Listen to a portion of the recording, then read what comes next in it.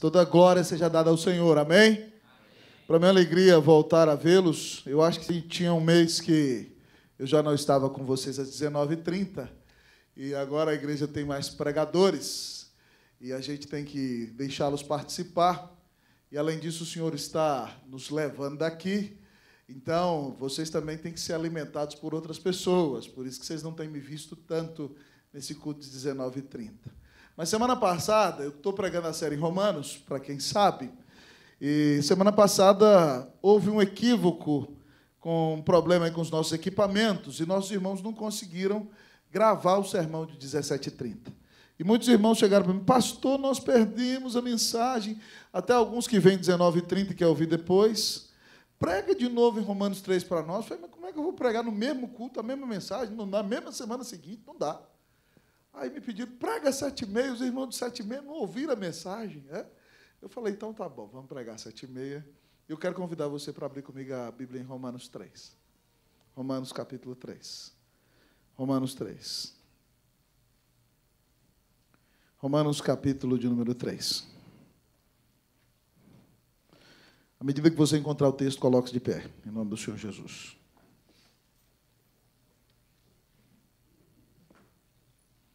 Romanos capítulo de número 3. Quem encontrou, diga amém. E é bom ver os antigos e ver rostos novos, né? Esse culto de 7h30 é uma bênção, sempre chega gente nova nele. Louvado seja Deus. Romanos capítulo 3. Eu vou expor o capítulo para você, mas nós vamos começar lendo do versículo 21 até o versículo 26. Que aqui resume bem o que nós vamos falar, tudo que vamos falar nessa noite. Romanos 3, de 21 a 26. Vamos ler responsivamente. Assim diz a palavra do Senhor. Mas agora, sem lei, se manifestou a justiça de Deus, testemunhada pela lei e pelos profetas. Vocês, irmãos.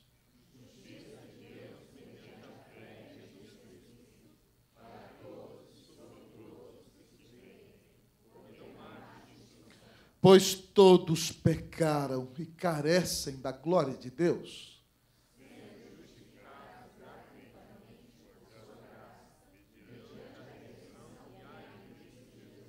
A quem Deus propôs no seu sangue como propiciação mediante a fé, para manifestar a sua justiça por ter Deus, na sua tolerância, deixado impunes os pecados anteriormente cometidos.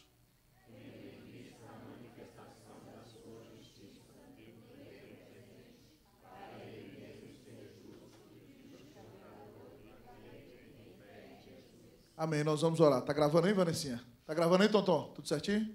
Beleza? Então tá bom, vamos orar. Oremos ao Senhor. Pai, nós nos humilhamos diante do Senhor nessa noite. Nós queremos exaltar a Cristo Jesus sobre tudo e sobre todos. Deus, aqui está teu servo, miserável pecador, vazio de justiça própria. Ó Deus, Pai, se o Senhor fosse nos tratar, ou fosse me tratar conforme meus pecados merecem, Deus, era para eu já estar ardendo na tua ira eterna.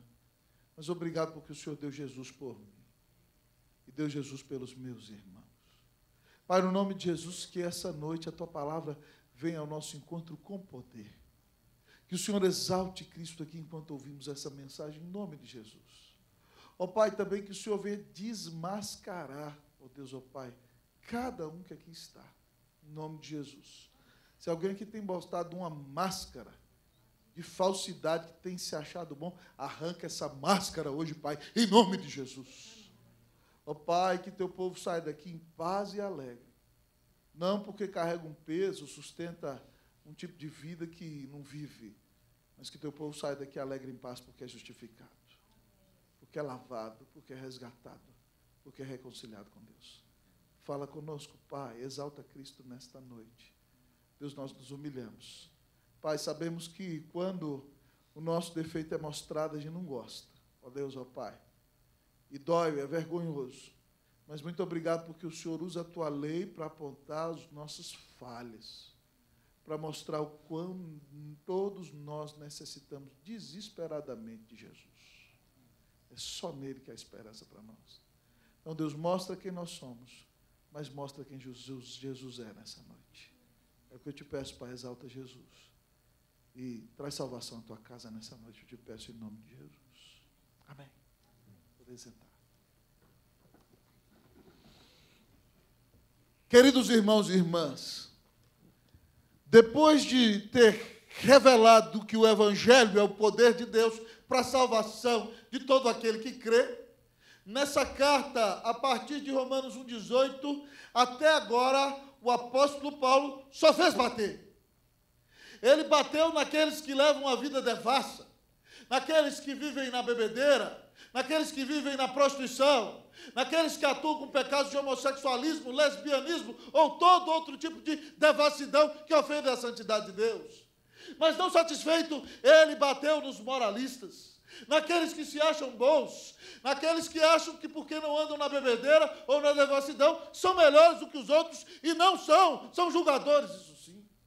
Mas ele também bateu, irmãos, nos religiosos. Os judeus se achavam os espirituais, eles tinham recebido a aliança no Antigo Testamento, mas se achavam melhores que os outros, mesmo praticando os mesmos pecados, ou pecados piores do que aquelas pessoas que não tinham Deus na sua vida. E o apóstolo Paulo virou para todas essas classes de pessoas que eu falei para vocês, e disse o seguinte: todos vocês vão ser condenados, sejam devassos, sejam moralistas, sejam religiosos, hipócritas, todos vão ser condenados. E aqui então, irmãos, nesse capítulo maravilhoso, ele começa desse estado de condenação, e é usado por Deus para nos mostrar um caminho nessa noite.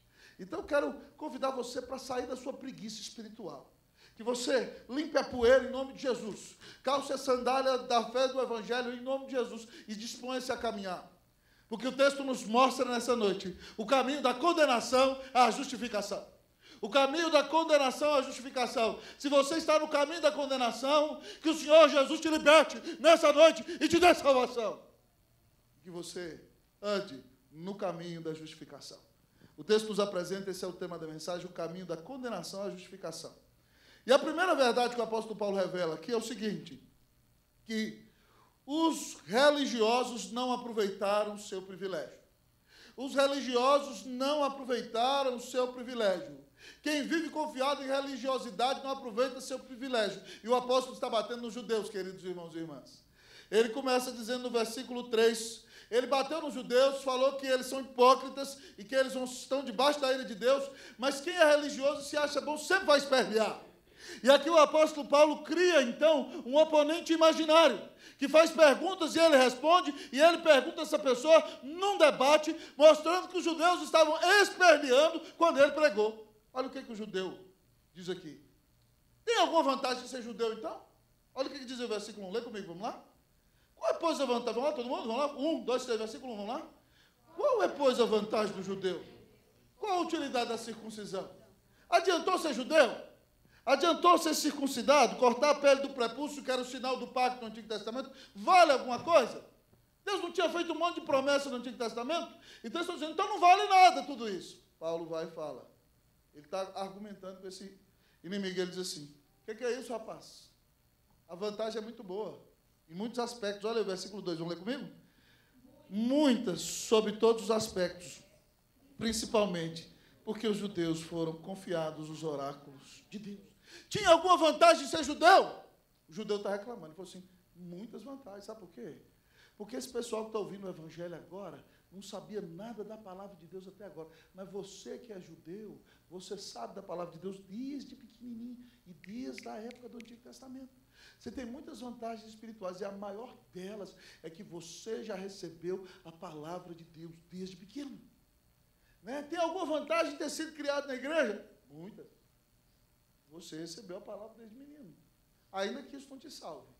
Mas foi uma bênção maravilhosa para a sua vida. E aí Paulo continua. Esse judeu está esperneando. Tá bom, e daí? Se alguns não creram, a incredulidade deles virá a desfazer a fidelidade de Deus? O que Paulo está dizendo aqui? Deus se revelou aos judeus, eles não creram. Deus disse que eles eram o povo da aliança. Se eles não creram, então Deus não é infiel? O judeu está questionando. Eles se perderam, eles não eram o povo de Deus? Será que Deus deixou de ser fiel? É esse que o judeu imaginário está questionando. Paulo vai lá na briga com ele e responde. Olha o que ele diz. De maneira nenhuma! É uma exclamação, irmãos. Ele é enfático. Seja Deus verdadeiro e mentiroso todo homem. Deus não é infiel. Não é porque os judeus pecaram e se desviaram de Deus que Deus se tornou infiel. Deus continua sendo fiel. Seja Deus verdadeiro, mentiroso todo homem. O apóstolo diz. E ele cita aqui o Salmo 51, 4. Olha, que diz o seguinte. Segundo está escrito, para seres justificado nas tuas palavras e venhas a vencer quando fores julgado. Abre lá a Bíblia para mim, no Salmo 51, 4. Davi fala assim, pequei contra ti somente. Você vai ler o resto do versículo. Abre rapidinho, vamos lá? Salmo no meio do livro, no meio da Bíblia, Salmo 51, versículo 4.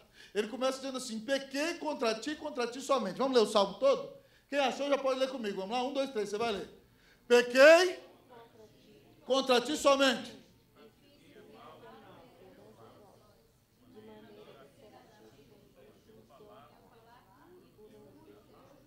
Porque eu pequei, Deus, é isso que Davi está dizendo. E o Senhor, se o Senhor me condenar, o Senhor vai ser tido por justo no teu falar e puro no teu julgar. É esse texto que Paulo cita aqui, ó. Para seres justificado nas tuas palavras e venhas vencer quando fores julgado. Quando Deus condena o meu e o seu pecado, nós não podemos questioná-lo, porque nós pecamos contra ele e somos merecedores da sua ira. Então Paulo está dando um cala-boca no judeu e em todos os religiosos. Pare de questionar. Deus é verdadeiro, você é mentiroso. E quando Deus te condena, ele continua sendo justo, porque você pecou contra ele. Mas o meu ponto com você é o seguinte, os judeus não aproveitaram o seu privilégio. Eles tiveram a palavra de Deus, irmãos, e eles não fizeram caso da palavra de Deus. E a mesma coisa a pessoa que vem na igreja desde menino, recebe o evangelho e sai e vai viver a vida na gandaia, no mundo como quer. Não valorizou e perdeu a bênção do seu privilégio. E não venha me dizer que Deus é injusto, não. Os seus pecados são todos culpa sua. E se Deus te condenar, ele tem toda a razão, porque você que está fazendo errado. É isso que o texto diz. E aí Paulo continua dizendo que esses judeus, os religiosos, não aproveitaram o seu privilégio. Ele diz aqui, mas aí o inimigo judeu dele quer argumentar. Ele não quer se render, ele não quer se entregar. Mas se a injustiça traz a lume a justiça de Deus, que diremos? Porventura, será Deus injusto por aplicar a sua ira?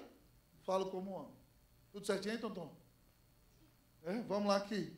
Mas se a nossa justiça traz a lume se a nossa justiça traz a lume a justiça de Deus, que diremos? Porventura, será Deus injusto por aplicar a sua ira? Falo como homem. O que esse judeu está fazendo aqui, irmão? Presta atenção comigo. Ele está dizendo, olha, a minha justiça revelou que Deus é justo. Porque eu pequei, ficou provado que Deus é justo, o argumento dele aqui. Então, se Deus aplicar a justiça dele a ira dele sobre mim, ele está errado. Porque por causa do meu pecado, pode ser revelado que ele é justo. Então ele está sendo glorificado. Se ele derramar a ira dele sobre mim, ele está fazendo algo errado. Porque o meu pecado ajudou Deus. É isso que esse judeu está falando. E Paulo parte para cima dele. Olha o que ele diz aí no versículo 6. Certo que não. Você está totalmente errado, judeu. Se você achar que Deus não tem direito de te julgar, porque a sua justiça revelou que Deus é justo, como é que Deus vai julgar o mundo inteiro? É isso que Paulo está dizendo. Certo que não. Do contrário, como julgará Deus ao mundo? Mas esse judeu é enjoado e ele não quer se arrepender. Religioso é desse jeito. Ele quer se defender de qualquer jeito e não se humilha diante de Deus. E ele continua esperneando. Olha o que ele diz para Paulo aí. Mas se por causa da minha mentira fica em relevo a verdade de Deus para a sua glória, por que eu sou condenado como pecador? O que ele está dizendo? Ó, se eu mentir, e aí ficou mostrado que Deus é justo e verdadeiro. Paulo falou lá, seja verdadeiro Deus e mentiroso todo homem. Então ele disse assim, ó, se por causa da minha mentira, Deus ficou revelado como verdadeiro e foi glorificado, Deus foi glorificado por causa do meu pecado. Por que ele vai me condenar?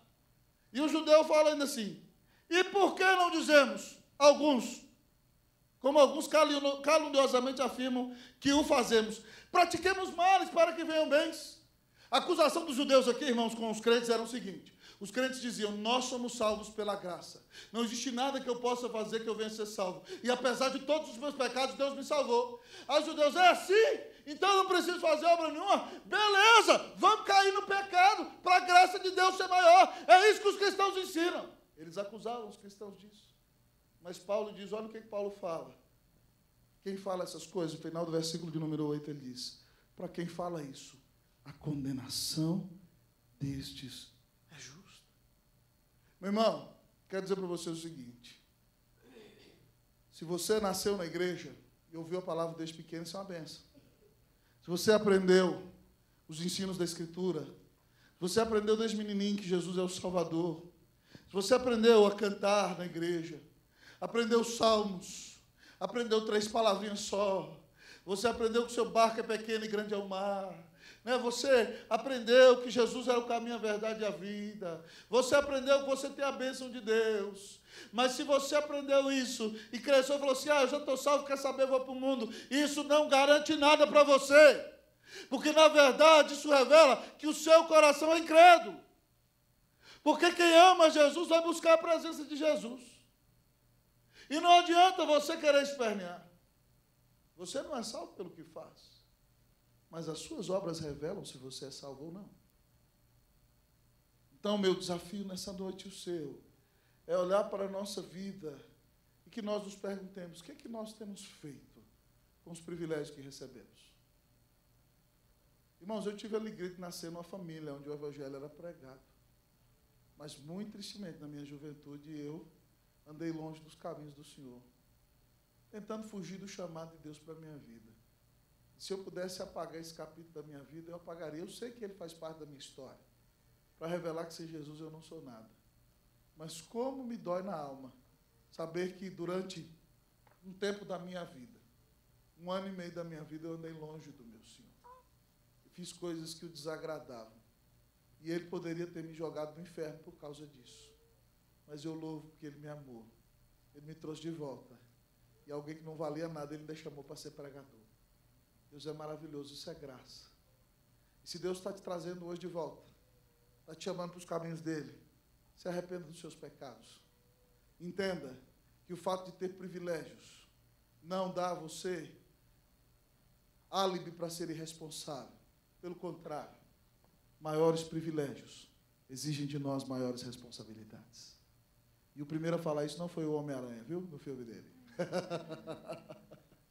Maiores privilégios exigem de nós maiores responsabilidades. Se você ouviu a palavra desde pequenininho, para que você vai querer comer dos manjares do diabo? Se você pode beber água na fonte de águas vivas, para que você vai beber água no lodo, na lama? Abandone o pecado, abandone a vida longe de Deus. Não seja um mero religioso, seja um crente verdadeiro, que tenha a salvação em Cristo Jesus. Porque quem é religioso não aproveita seu privilégio, não tem um relacionamento de graça com Deus, e vai perder a bênção de estar no meio do povo de Deus, e vai ser condenado pelos seus pecados. Que você não seja um religioso, que você seja um crente sincero em Cristo Jesus. Amém! Mas nós estamos saindo do caminho da condenação, andando rumo à justificação. E o texto nos diz que o caminho da condenação é a justificação. Além de nos apresentar que os religiosos não aproveitaram o seu privilégio, ele nos mostra que a depravação total alcança a totalidade dos homens. A depravação total alcança a totalidade dos homens. Preste atenção aqui, antes da gente caminhar no versículo. Irmãos, para a nossa igreja reformada, um dos pontos que a gente estabelece como os pontos da doutrina da nossa salvação é a depravação total. O que é isso? Isso não significa que todo homem vive a vida tão depravada como ele poderia viver, não significa isso. A depravação total significa, e você vai ver claramente nesse texto aqui, que o pecado atingiu todas as áreas da vida do ser humano. Atingiu sua mente, seu coração, seu falar, seu agir. O pecado toca em todas as áreas da sua vida. Você não é bom. Ah, meu irmão, você não é bom. Você não é bom. Jean-Jacques Rousseau dizia que o homem era bom, o problema é o meio. O homem não é bom, o homem é totalmente depravado. E você só não está realizando as piores coisas porque Deus, com a sua graça, está te freando. Mas o pecado atingiu todos os aspectos da sua vida. Então, a depravação total ensina que todas as áreas da sua vida estão manchadas com o pecado. E aqui a ideia do texto, quando Paulo nos mostra que se nós queremos sair do caminho da condenação para a justificação, nós temos que reconhecer que a depravação total alcança a totalidade dos homens. É isso que ele vai dizer aqui, a partir do versículo 9. O judeu tinha uma vantagem de ter recebido a Bíblia, mas na essência, na natureza do ser humano, ele não tinha vantagem nenhuma em relação aos outros. Ele era tanto pecador como os outros são. Olha o que Paulo diz no versículo 9, versículo de número 9. Leia comigo. Vamos lá, você vai ler para mim. 1, 2, 3, pode ler. Eu vou ler só a primeira pergunta e você lê o resto. Que se conclui, vocês?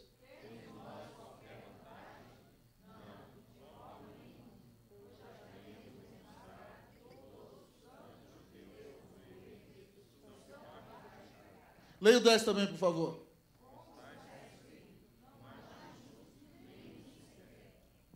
O 11 também, vamos lá? Não há quem entenda, não há quem busque a Deus. O 12 comigo.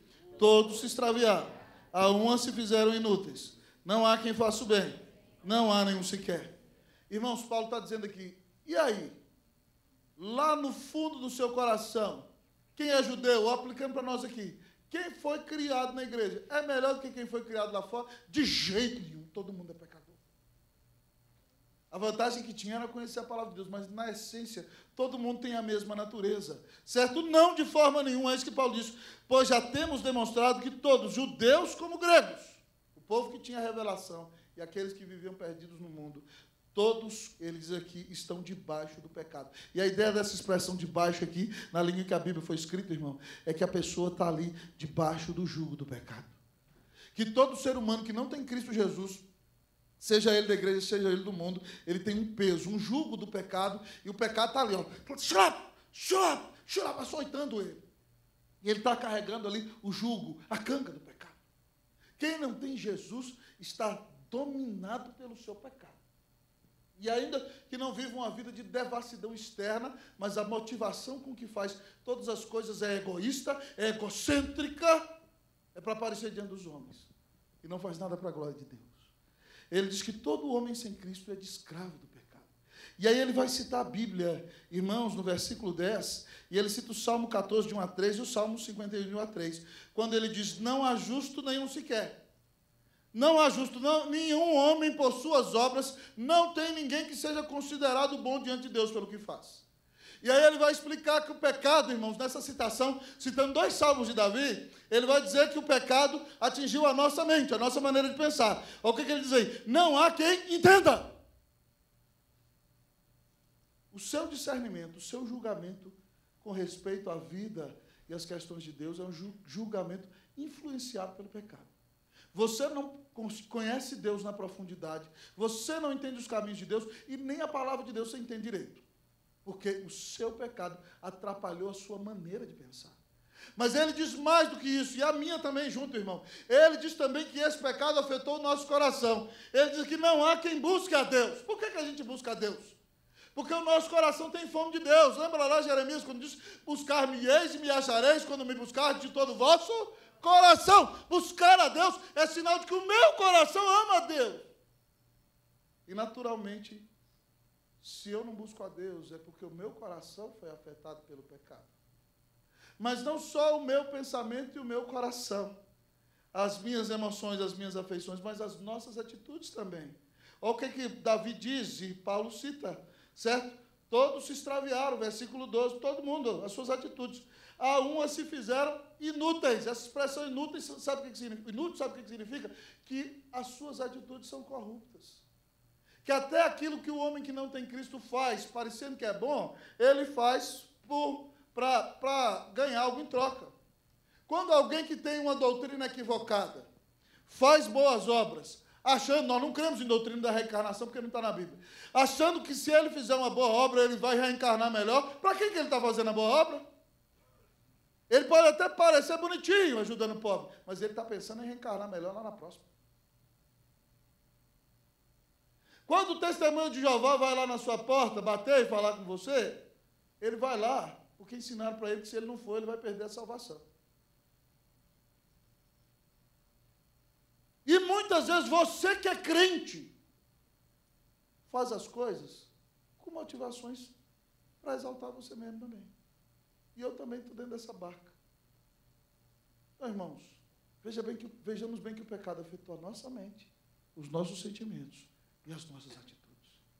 Miseráveis de nós, pecadores. Todos nós, irmãos, não há justo nenhum sequer. E aí Paulo vai dizer que a sua maneira de falar, a nossa maneira de falar, foi influenciada pelo pecado. Ele diz aqui, a garganta deles é como sepulcro aberto. Você já sentou com alguém para falar mal de outra pessoa? E quando você começou a falar mal, está vendo o que ele fez? Você viu a atitude dele? Sabe, a motivação dele é essa. E aí, de repente, a sua boca foi como um sepulcro, você matou a pessoa. Sua garganta aí dentro sugou, foi uma tumba na qual a imagem daquela pessoa foi assassinada. Ele diz, então, que o pecado afetou a minha mente, o meu sentimento, as minhas atitudes e as minhas palavras. E ele continua aqui, citando agora o Salmo 5,9, o Salmo 143 e o Salmo 10,7. Ele diz aqui, ó, a garganta deles, de quem está longe de Jesus, é um sepulcro aberto. Com a língua urdem engano. A ideia aqui, irmão, é o engano ser tecido. Como a areia tece a sua teia e tem a sua urdidura, certo? Muitas pessoas tramam a destruição do outro com a palavra. Vamos armar para pegar ele lá na frente. Ah, ele está se pousando de bonitão aí, mal sabe ele que ele está cavando a própria cova. Lá na frente nós vamos derrubar ele, nós vamos fazer ele pagar, ele vai ver como é que é, e tramam planos para destruir o outro. A língua do ser humano, que deveria ser usada para abençoar, centra, amados irmãos, para fazer um conluio, para destruir a imagem do irmão. Mas olha o que o texto diz. O que a sua língua faz.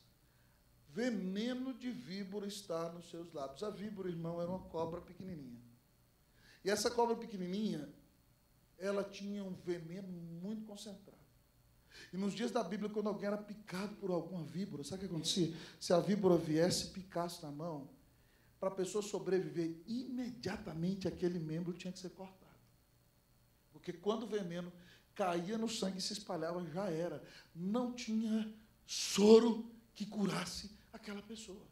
É por isso que quando Paulo está como prisioneiro indo para Roma, na ilha de Malta, e ele vai jogar lenha na fogueira, e a víbora voa na mão dele, e morde, o povo diz, esse homem está amaldiçoado por Deus.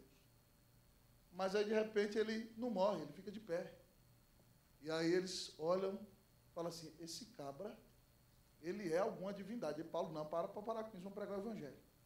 E mostra que é servo de Deus, que não morreu porque Deus curou. Mas o que Paulo está dizendo para mim e para você é o seguinte, que muitas vezes a sua língua, a minha língua estão cheias de veneno. É triste demais, irmão, olhar para um capítulo como esse. Não dá para você continuar achando que é bom. Eu falei com minha esposa, pregar em Romanos está sendo algo maravilhoso para mim, porque está rasgando o meu próprio coração. Está abrindo a sala da cortina escura, porque a gente acaba se achando bom, gente. Mas a Bíblia não doura a pílula. A Bíblia não cai no sepulcro. A Bíblia mostra o seu pecado e o meu. Não porque Deus quer nos destruir, mas é porque Deus quer nos resgatar.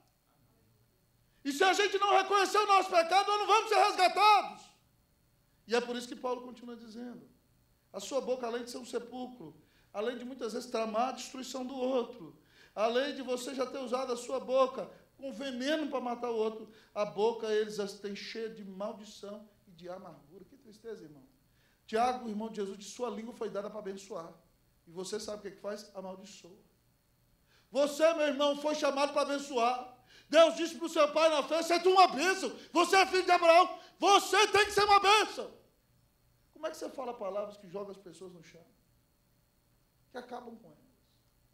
Que amaldiçoam. E quando você faz isso, você revela um coração amargo. Um coração que está longe de Deus. Irmão, a boca foi tremendamente infectada. Que Deus lave a sua boca e a minha boca com a graça de Jesus. Amém! Mas Paulo continua a dizer que não só isso, mas o correr, o andar, o perpassar do homem nesse mundo é pecador.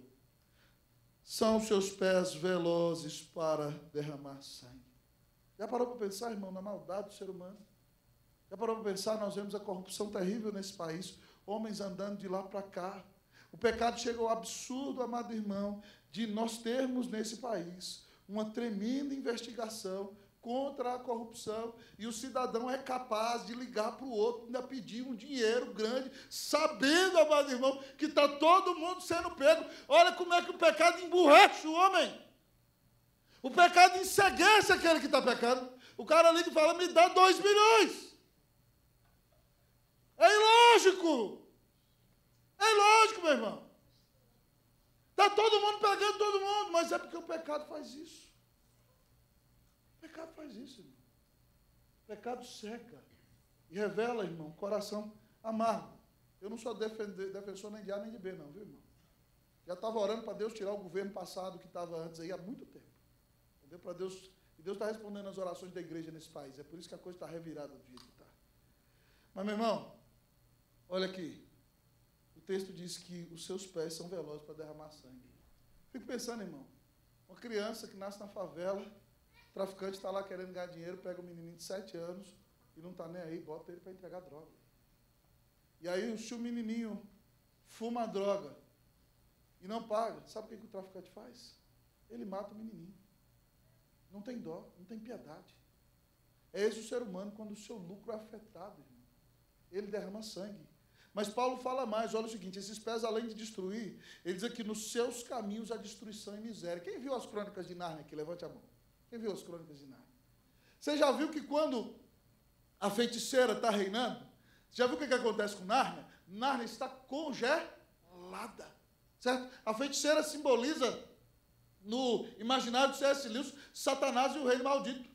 Nárnia está congelado, mas quando Aslan, que simboliza o rei Jesus, por isso ele dá a vida na mesa de pedra, chega, amados irmãos, a neve começa a se derreter, a morte começa a desaparecer, amados irmãos, a relva começa a brotar, as flores começam a florescer, o perfume do campo aparece, algumas árvores até em determinado momento correm, porque a vida se manifestou. Mas o que Paulo está dizendo aqui? O homem sem Deus é como a feiticeira. Ele chega num vale de bênção, e quando ele vai passando, o que era verde vai se tornando gelado, o que era florescia, secou, se torna morte. É assim o homem sem Deus. Onde ele pisa, chega a destruição. Que coisa terrível. É assim o seu estado sem Deus e o meu estado sem Deus. É isso que ele diz aqui. Nos seus caminhos a destruição. E depois que ele passa, só tem miséria. E aí ele diz para nós mais. Esse tipo de gente só sabe arrumar confusão. Desconhecer o caminho da paz. Conhece gente que só arruma confusão? Já conheceu gente assim? Onde aquela pessoa está, tem encrenca. Só causa problema. Só causa pepino. Não conhece o caminho da paz. Só sabe reivindicar seus próprios direitos e sair encrencando com todo mundo. Isso é característica de não crente, é isso que o texto está dizendo. E eu e você não podemos atuar assim. Mas muitas vezes você tem atuado desse jeito. Maltrata as pessoas, sai gritando como se fosse uma doida varrida, que não tem Jesus no coração. Isso é a atitude de quem não tem Deus na vida. Mas Paulo diz mais ainda, irmãos, que não só a minha mente, os meus sentimentos, as minhas atitudes, a minha fala, os caminhos os quais eu percorro, mas o nosso olhar, se nós não temos Jesus na alma, nosso olhar está corrompido. Não há temor de Deus diante dos seus olhos. Irmãos, isso aqui é a coisa mais terrível que pode existir. Sabe por quê? Porque se alguém vê a vida sem temor de Deus, a pessoa faz o que quer. É o texto que Paulo citou lá, no início, Salmo 14, diz assim, diz o nécio, o estúpido no seu coração. Ele fala no coração, não sai falando para todo mundo. Não a Deus. E sabe o que acontece? Corrompem-se todos os seus caminhos. Quem diz que Deus não existe? Se Deus não existe, não tem lei, não tem moral, não tem certo, não tem errado. E é isso que Paulo está falando assim, que o homem sem Deus não tem temor de Deus diante dos seus olhos. A pessoa que vive sem temor de Deus, ela começa a defender um erro. E daqui a pouco ela já defende outro. Nesse país, irmão, já tem gente loucamente defendendo pedofilia. Por quê? Porque não há temor de Deus diante dos seus olhos. Se Deus não existe, não tem certo e errado. Se Deus não existe, cada um faz o que quer. E é isso que o texto está dizendo para mim e para você. Que a depravação total afetou o seu jeitinho de pensar, afetou o seu coração e afeta as suas atitudes. E por isso que o seu pecado tem trazido maldição para a sua vida. A depravação total atingiu a totalidade de todos os homens. Você conhece pessoas assim? Pessoas que tiveram o privilégio de receber bênção como você, mas de repente foram para o mundo ouvir do diabo. E onde elas passam, elas só causam tristeza, destruição, machucam a vida das pessoas que amam e destroem sua própria vida. Porque elas estão dominadas pelo pecado. Estão longe de Deus.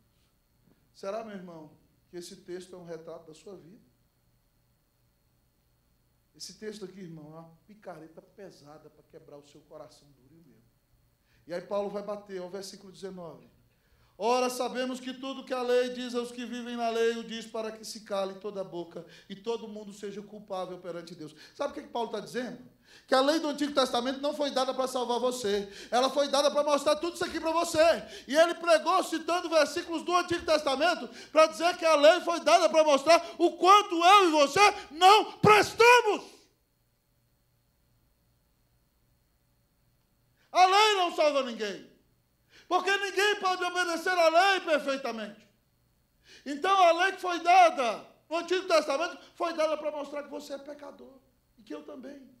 É claro que ela tem o uso, depois que eu sou salvo, a lei moral, os 10 mandamentos, são um padrão para eu obedecer, para agradar a Deus, mas não salva ninguém. Mas a lei foi dada para mostrar que você não consegue chegar a Deus por si mesmo. Esse é o objetivo da lei. Ele fala assim, visto, olha o 20, lê comigo o 20, vamos lá? Visto, todo mundo, vamos lá? Visto que ninguém...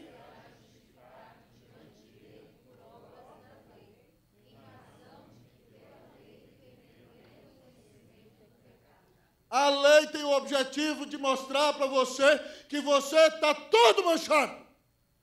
Você vai ter o pleno conhecimento de que tudo na sua vida está manchado pelo pecado. Às vezes você não quer, você fala mal dos outros, você pensa errado, você olha errado, você ouve errado, você anda errado, você desagrada a Deus. E a lei foi dada para te mostrar isso. Que você não dá conta de agradar a Deus. Que você não consegue chegar a Deus por si mesmo. E agora a sua pergunta tem que ser, e agora quem poderá nos ajudar? Jesus nos ajudou, louvado seja o Senhor. O texto nos mostra, no caminho da condenação, a justificação, que os religiosos não aproveitaram o seu privilégio, que a depravação total alcança a totalidade de todos os homens. Mas ele nos mostra que a justificação é recebida pela fé somente. E nesse primeiro momento, irmão, Paulo usa justificação como uma metáfora do tribunal. O que significa isso? Que quando você se arrepende dos seus pecados e sabe agora que não existe nada que você possa fazer para salvar a si mesmo, porque esse retrato de podridão é seu. Às vezes você olha para uma mocinha na igreja muito bonita, né? Lindinha, arrumada, esse rapaz aí que quer arrumar namorada, arrumada, bonita, linda, tal, mas daqui a pouco faz uma coisa que ela não gosta para você ver. Ela vai emburrar, quero saber de você. Lá no interior a gente dizia assim, por fora, bela viola, por dentro, pão bolorento. Todo ser humano é assim, não é só ela não, você também. Todos nós somos assim. Então, irmãos, nós não podemos, o que Paulo está mostrando aqui? Ninguém pode se salvar a si mesmo. Só Deus mandando alguém para nos salvar. E aí você recebe essa justificação. O que acontece? Quando você crê em Jesus, Deus lá no céu, no momento que você crê que Jesus é o Salvador, que Ele morreu no seu lugar, que Ele viveu perfeitamente, que Ele é o Filho de Deus, que Ele ressuscitou, e você crê que Ele é o seu Senhor, o seu Salvador, você se arrepende dos seus pecados, você crê que Ele é o Filho de Deus, de Jesus, eu me arrependo dos meus pecados, eu creio que Tu morreste na cruz no meu lugar, que Tu ressuscitaste, e eu me entrego a Ti, vem morar no meu coração, seu Senhor e Salvador da minha vida. A Bíblia diz que quando você faz isso, Deus lá no tribunal dEle, no céu, bate o martelo e diz, eu te declaro justo, eu te declaro inocente. A isso Paulo chama de justificação.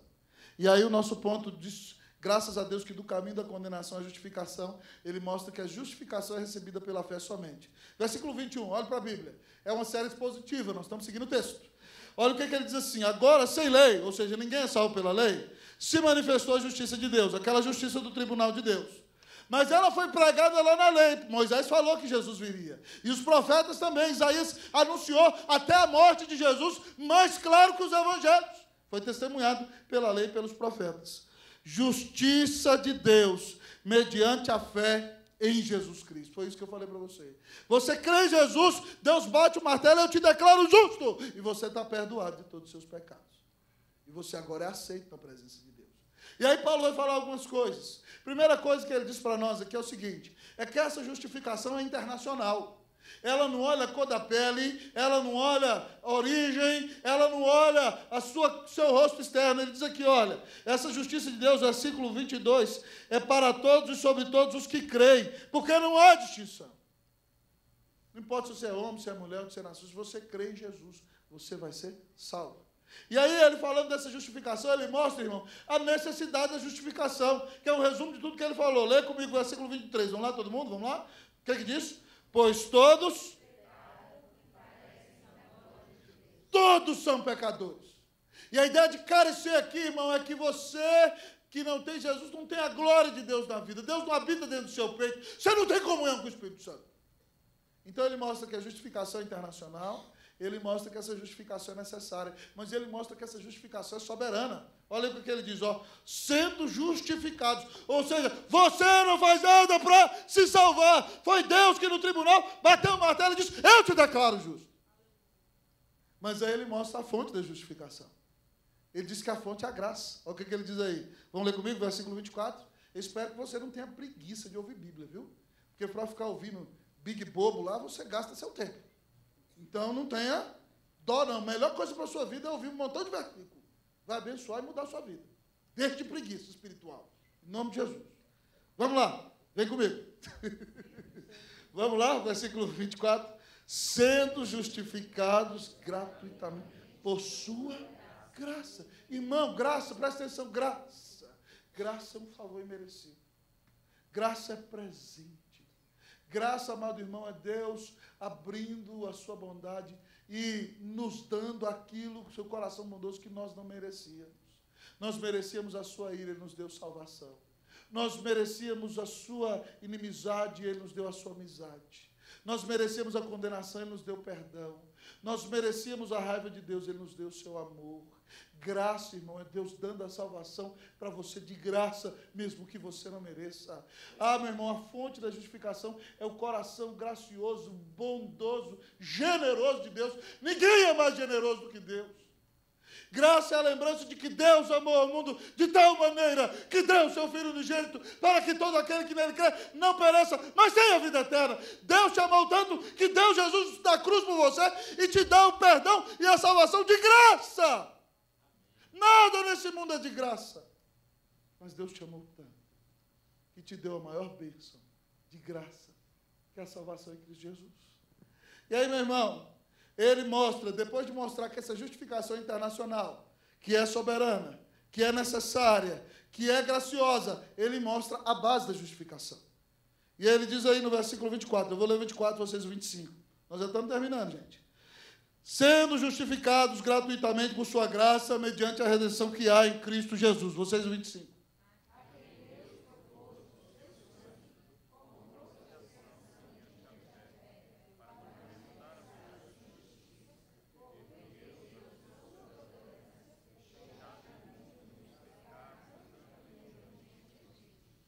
Deus deixou passar os pecados que você cometeu antes de ter Jesus. Ele não te mandou para o inferno. Ele não destruiu você. Ele foi tolerante, Paulo está dizendo. Qual é a base para isso? Paulo usa aqui duas figurinhas para mim e para você, que não são da nossa época, mas a gente tem que prestar atenção. Primeira figurinha, ele bota a gente no mercado de escravos. E ele diz que Deus nos deu redenção em Cristo Jesus. Essa palavra redenção significa o preço pago pela libertação de um escravo. Você antes era escravo, lembra que eu falei? Você estava debaixo do jugo, o pecado estava te oprimindo e estava chupado. Mas Jesus entrou e te libertou. Ele pagou um preço. E ele não pagou o preço para o diabo, não. Porque o diabo não tinha poder nenhum. Ele pagou o preço para o Pai. E sabe qual foi o preço que ele pagou? A vida dele na cruz. Jesus teve que morrer para você ser perdoado. Foi muito claro. Foi muito caro. Então, a base da justificação é a redenção. Jesus foi lá, você estava recebendo a chibata, você ia ser crucificado, pois ele entrou e foi crucificado no seu lugar. Ele pagou um preço para te libertar da escravidão. Agora você não é mais escravo do diabo, não é escravo do pecado, se você crê em Jesus, não é escravo da lei, não é escravo de ninguém. Louvado seja Deus! Mas ele usa uma outra figura. Ele usa a figura, primeiro ele levou a gente para a feira de escravos, agora ele levou a gente para dentro do templo. Lá na arca, tinha uma tampa em cima da arca que chamava propiciatório. Lá tinha duas figuras de querubins, as asas tocavam umas nas outras. E lá no Santo dos Santos estava a presença de Deus em cima da arca. E uma vez por ano, o sacerdote entrava ali para fazer expiação, ou seja, jogar o sangue ali para fazer o pagamento do pecado do povo, o sangue das ovelhas, que simbolizava o sangue de Jesus. Então, aquela tampa em cima da arca chamava propiciatório. Quando ele jogava o sangue ali, significava que Deus desviava a ira dele do povo de Israel para o cordeiro.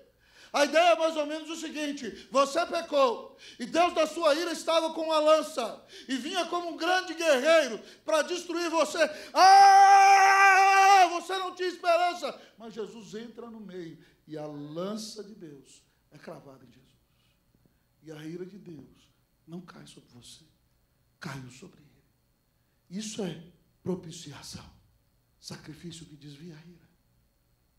Irmão, nunca ninguém te amou como Jesus.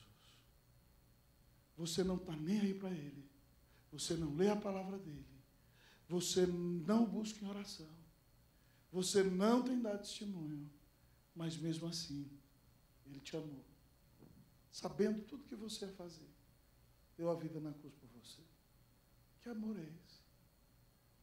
Alguém já te amou como esse Senhor maravilhoso? É por isso que Paulo vai dizer que tudo isso foi feito para que a justiça de Deus se manifestasse na sua vida hoje, no presente.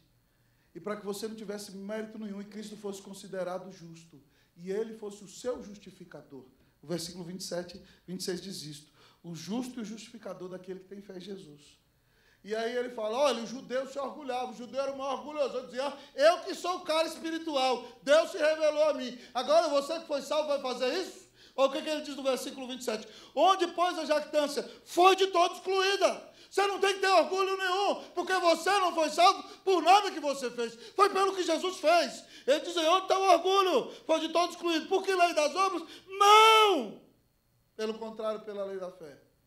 E aí ele dá o golpe fatal. Chegamos a uma conclusão, que é fruto de avaliação sincera. Concluímos que o homem é justificado pela fé, independentemente das obras da lei. Não existe nada que eu e você possamos fazer que nos salve. É só o que Cristo Jesus fez na cruz. E aí Paulo fala, é por isso que nós não vamos guardar esse evangelhozinho só para nós. Algumas pessoas dizem, o fato de Deus ter escolhido pecadores, então a gente não vai evangelizar. Não. Se você entende que Deus te salvou, te escolheu, Deus tem um montão de escolhido no mundo inteiro. É por isso que você vai se levantar para evangelizar. O que Paulo diz aqui? É porventura Deus somente dos judeus? Não. Não é também dos gentios? Sim, dos gentios o evangelho é para o povo que está no mundo inteiro. É por isso que alguém tem que ir lá pregar para os muçulmanos, alguém tem que pregar para os índios do Amazonas, alguém tem que pregar na África, alguém tem que pregar aqui, alguém tem que pregar em São Paulo, alguém tem que pregar nos Estados Unidos. Porque é o evangelho que salva a gente em todos os lugares da terra. É essa a notícia maravilhosa, a fé em Cristo Jesus. E ele diz assim, visto que Deus é um só, o qual justificará por fé o incircunciso, o religioso e também o incircunciso. Aí Paulo fala, anulamos a lei pela fé, vamos rasgar então os mandamentos do Antigo Testamento? Não, não, não. Além de mostrar os nossos pecados, nós fomos salvos pela graça, agora nós vamos viver obedecendo os mandamentos, não para ser salvos, mas para agradecer a Deus. E agora ele nos deu o Espírito Santo que nos ajuda a obedecer. Anulamos, pois, a lei pela fé? Não, de maneira nenhuma. Quando você crê, você confirma tudo que está escrito no Antigo Testamento, que Jesus Cristo é o Salvador. Irmãos, ao ouvir uma mensagem como essa, que implicação prática ela traz para o seu coração e para o meu? O que fazer depois de tudo que Jesus já fez? Implicações práticas. Nós estamos chegando ao final, na conclusão. Primeiro lugar, reconheça a profundidade do seu pecado. Reconheça que você não é bom, não é melhor do que ninguém. Pare de se comparar com os outros. Você é tão sujo como o mais sujo dos pecadores. Reconheça a profundidade do pecado de sua vida e se arrependa em nome de Jesus. É a primeira implicação. Segunda, Reconheça que a lei tem a utilidade de mostrar o seu pecado. E depois é um parâmetro para você obedecer, não para ser salvo, mas para agradar a Deus. Terceira implicação, reconheça que a justificação, a sentença, certo, de libertação no tribunal de Deus é dada somente pela fé. Você só vai ser justificado e perdoado se você crer em Jesus. Jesus, como ele disse, eu sou o caminho, a verdade e a vida. Ninguém vem ao Pai a não ser por mim. Quarta implicação, creia em Jesus como seu Redentor, para você ser declarado justo. Imagine, você que está aqui, não tinha Cristo. Hoje você se arrependeu dos seus pecados, viu quanto você era mau, viu quanto Jesus te amou. Você crê, hoje você diz, eu creio que só Jesus é o caminho que leva a Deus. Eu creio que Ele é o único mediador entre Deus e os homens. Quando você diz, eu creio, Deus faz assim no tribunal dele. Eu te declaro justo, em nome de meu Filho Jesus Cristo. E agora você não deve mais nada. Que bênção maravilhosa. Em último lugar, louve ao Senhor de todo o seu coração, porque deu tão grande salvação, tão maravilhosa salvação para você, tão grande Salvador, tão grande salvação. Como é, irmãos, que nós não vamos louvar a Deus? Ninguém me tira das mãos de Jesus, eu não fiz nada para isso, tenho um lugar garantido nos céus, a paz de Deus habita em mim, e não importa a luta que eu viva nesse mundo, o coração de Deus não muda comigo, Ele sempre vai me amar. Como é que eu não vou adorar a Deus? Quando eu vejo, irmãos, essa implicação final, eu me lembro daquele cântico que diz, eu perdido pecador, longe do meu Jesus, me encontrava sem vigor, a perecer sem luz, meu estado Cristo viu, dando-me sua mão e salvar-me conseguiu da perdição. E o hino diz, Cristo me amou e me livrou. O seu imenso amor me transformou, foi seu poder, o seu querer, sim, Cristo Salvador me transformou. Eu sou reformado, irmão, mas sabe qual a vontade que me dá? É dizer, glória a Deus! Amém? Reformado também dá glória a Deus. Louvado seja Deus por tão grande salvação. Nós vamos mudar o hino, presbítero Vandir. Vamos cantar esse daqui que eu falei. Eu não lembro se é 336. É, Kedman?